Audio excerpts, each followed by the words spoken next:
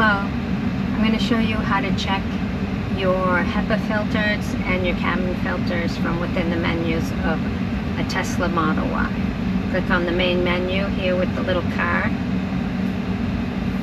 Then you're going to go to Software, touch and hold the Model Y for about 5 seconds. Type in Service, hit OK.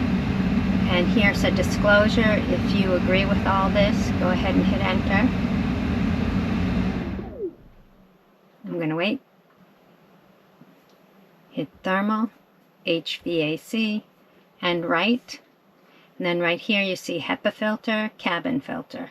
Right now mine says health of the HEPA filter 89%, health of the cabin filter is 98%. We are done here, so we're going to press and hold exit.